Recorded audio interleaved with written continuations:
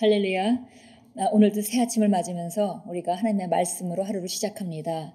하나님의 말씀에 우리가 자신을 조명하고 좌표를 정확하게 할 때 우리는 점점 하나님이 우리에게 각자에게 주신 디바인 데스티니, 그렇게 신성한 운명 가운데로 우리가 온전하게 걷고 후회 없는 인생을 살게 될 것입니다.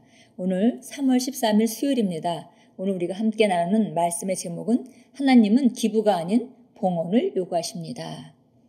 예, 우리가 흔히 교회 안에서 하나님께 드리는 것과 또 우리가 힘들고 어려운 사람에게 우리가 구제하는 것을 같은 것이라고 생각하기가 쉽죠. 그런데 성경에는 이 두 가지가 구별되어 있습니다. 그것에 대한 말씀입니다. 에스겔서 20장 40절 같이 읽겠습니다. 주 여호와의 말씀이니라. 이스라엘 온 족속이 그 땅에 있어서 내 거룩한 산, 곧 이스라엘이 높은 산에서 다 나를 섬기리니 거기에는 내가 그들을 기쁘게 받을지라. 거기에서 너희가 예물과 너희가 드리는 첫 열매와 너희 모든 성물을 요구하리라. 그래서 여기 성물이라는 말씀이 나왔습니다. 같이 읽겠습니다. 기부와 봉헌은 다릅니다. 당신이 주님께 드릴 때 그것은 제물 곧 봉헌입니다. 그것은 신성한 드림이라 불리며 기부와는 다르게 당신과 하늘 아버지를 연결해 줍니다. 우리는 자선단체와 비영리단체 및 가치 있는 단체에 기부할 수 있지만 하나님께 드리는 것은 기부가 아닙니다. 주님께 드리는 헌금과 11조와 첫 열매는 봉헌으로 당신의 심령에서 소중한 것이어야 합니다. 이것이 중요한 까닭은 당신이 예물을 어떻게 다루냐가 하나님에게서 어떤 결과를 받게 될지를 결정하기 때문입니다. 만약 기부로 드린다면 기부가 약속한 바를 받게 됩니다. 당신은 하나님께 기부가 아닌 재물을 드립니다. 그분이 하나님이시기 때문입니다. 당신의 재물은 당신이 그분을 단순한 사람이 아닌 하나님으로 인정하고 존중한다는 증거입니다. 예, 여기 우리가 재물이라고 했는데요. 그러면 이제 우리가 제사 지낼 때 뭔가 이렇게 드리는 것 같은 그런 생각을 하기 쉬운데 이것은 우리가 구별해야 되는 것은 우리가 주는 것, 또 성경에도 주고 남을 어려운 사람을 고아 과부에게 우리가 구제하고 하는 것에 대해서 우리에게 지시가 있습니다. 그래서 그거에 대한 또 보상이 있죠. 그런데 우리가 하나님께 드리는 것은 바로 우리가 사람에게 주는 것과는 다르다라는 것을 말하고 있는 것입니다. 그래서 여기서 재물이라고 표현된 것은 사실은 봉헌이라고 해야 더 정확하게 맞겠고요. 이 봉헌이라는 언어는 뭐냐면 사람과 하나님과의 사이에서 이루어지는 일인 거죠. 우리가 사람에게 주는 것은 봉헌이 아닙니다. 그러나 우리가 하나님께 드리는 것은 봉헌인데 그것은 바로 하나님을 하나님으로서 인정하고 존중한다는 그런 행위라고 우리가 말할 수 있겠습니다. 그러므로 하나님의 집에서 어떤 것을 위해 드리라는 감동이 있을 때 그것은 기부하라는 부르심이 아닙니다. 당신은 신성한 봉헌을 하는 것입니다. 그것이 당신의 삶이며 반드시 바르게 이해하고 실천해야 하는 일입니다. 주님은 규정된 순서에 따라 우리가 봉헌하며 그분을 경배하기를 바라시기 때문입니다. 주님께 드리는 것을 단순히 기부로 바라본다면 봉헌과 연결된 축복들을 놓치게 됩니다. 그분이 주시는 축복은 봉헌을 위한 것입니다. 예, 그래서 바로 하나님을 하나님답게 우리가 인정하기 때문에 드리는 헌금은 봉헌에 속하는 것이고요. 우리가 다른 사람에게 어려움을 보고 우리가 그들을 긍휼히 여겨서 주는 것은 그것은 기부, 그러니까 혹은 구제라고 우리가 말할 수 있겠죠. 그래서 이 두 가지는 아주 구별돼야 합니다. 내가 이렇게 하나님께 드리는 것 대신에 이 사람에게 주었으니까 구제했으니까 그것으로 됐다라는 생각은 사실 성경적으로 맞지 않는 생각입니다. 예를 들어 당신이 구걸하는 사람에게 구호품을 준다면 그것은 재물이 아니라 빈민 구제라 불리며 하나님께 드리는 재물과는 다른 것입니다. 하지만 구제에는 그것을 위한 축복이 있습니다.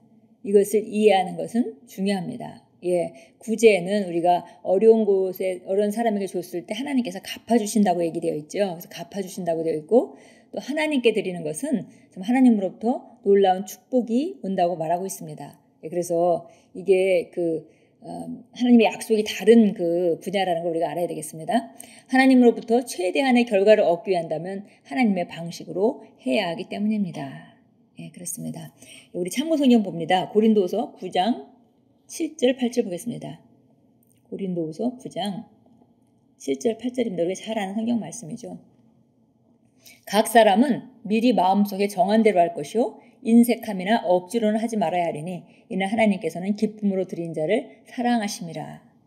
예, 그래서 여기 보니까 우리가 해야 될 일을 지금 말하고 있습니다. 하나님께 봉헌할 때 그 헌금을 드릴 때 그 우리가 해야 되는 것은 어떤 사람들은 헌금을 많이 하면 많이 할수록 좋다는 생각, 하나님께서 더 기뻐하실 것이다라는 생각을 합니다. 그런데 사실은 헌금이라는 것은 하나님께 우리 심령을 드리는 것이기 때문에 마음이 다 담겨 있어야죠. 그래서 그냥 단지 숫자가 많은 것을 하나님이 좋아하시지 않습니다. 예, 단순히 숫자가 아니라 그 헌금에 담겨 있는 마음, 심령의 상태를 하나님께서 받으시는 거죠. 사실 하나님께서 돈을 받으셔서 돈을 어디다 쓰시는 건 아니고 하나님 부족함이 없으신 분이기 때문에 무엇을 필요로 하진 않지만 그 돈이라는 것이 우리에게 귀중한 것이기 때문에 우리가 그렇게 하나님께 봉헌한다는 것은 우리 그런 마음을 담아드리는 것이고 그것은 우리 삶을 드리는 것이고 그렇게 하나님께서 받으시기 때문에 그것을 기뻐하시는 것이죠. 그런데 보니까 여기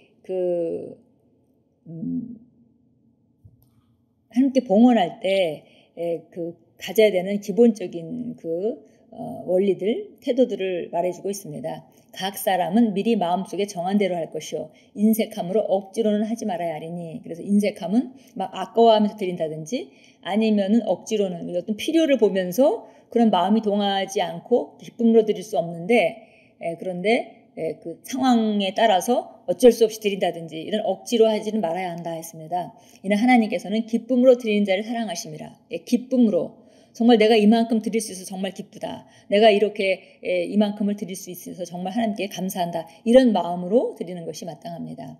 8절입니다. 하나님께서는 너희에게 모든 은혜를 넘치게 하실 수 있나니 모든 것을 언제나 너희가 필요한 대로 가질 수 있게 하심으로 모든 선한 일에 넘치게 하시려는 것이라. 예. 그래서 보니까 여기 이제 우리가 이런 헌금, 그 봉헌을 드림으로 말미암아 우리가 이 기쁜 마음으로 인색함이나 억지로 하는 것이 아니라 그렇게 드리는 그런 삶을 살 때 하나님의 모든 은혜가 우리 삶 가운데 넘쳐서 우리가 필요한 대로 정말 선한 일에 넘치게 하시려고 우리를 축복하신다라고 말씀하고 있습니다. 예, 그래서 정말 하나님께 드릴 때 우리가 이것이 그냥 남에게 주는 기부와는 좀 구별이 돼야 되겠고요. 그리고 우리가 정말 바른 태도로 기쁨으로 인색함이나 억지로 하는 것이 없이 정말 기쁨으로 감사로 드리는 그런 헌물이 되어야 되겠습니다. 예, 기도합니다. 사랑하는 하늘 아버지, 헌금과 봉헌으로 아버지를 경배합니다. 지혜와 깨달음이 넘치는 만큼 드리는 은혜도 증가도 계속 증가할 것을 선포합니다. 저의 헌신을 통해 복음의 확산은 빨라지며 많은 사람들의 삶에 전달됩니다. 아버지 이름의 영광과 찬양을 드립니다. 아멘. 예, 바로 우리가 봉헌을 드린다는 것은 하나님 아버지를 하나님으로 경배한다는 것이죠. 그래서 정말 점점 더 우리가 지혜와 깨달음이 증가되는 것만큼 은혜도 증가하고 그리고 드리는 것도 증가하고 그리고 받는 것도 증가하고 이렇게 되는 것이죠. 그렇게 되면 그런 헌금은 이 땅에서 복음이 전파되는 데 쓰임을 받게 되고 그리고 많은 사람들의 삶을 변화시키는 그런 곳에 사용되게 됩니다. 오늘 우리가 하나님은 기부가 아닌 봉헌을 요구하십니다 라는 제목으로 우리 헌금하는 삶에 대해서 잠시 조명했습니다. 예, 굉장히 명백하고 클리어하게 성경에 나와 있기 때문에 우리가 이렇게 기쁜 마음으로 인색함이나 억지로 하지 말고 기쁨으로 드리는 것이고 이것은 그냥 우리가 다른 사람들에게 주는 기부와는 구별돼야 한다. 다른 사람의 필요를 보고 주는 것과는 구별돼야 한다. 이렇게 읽었습니다. 오늘도 주님께서 우리와 함께하고 계시고 우리는 이 땅에서 하나님을 예수 그리스도를 대표하는 왕국의 대사들입니다. 오늘도 가시는 곳마다 대사로서 합당한 생각과 말과 행동을 하시고 그래서 삶을 다스리고 그리고 영향력을 끼치는 빛으로 어둠을 쫓아내는 귀한 하루로 만들어 가십시오. 주님께서 오늘도 우리와 함께 하십니다.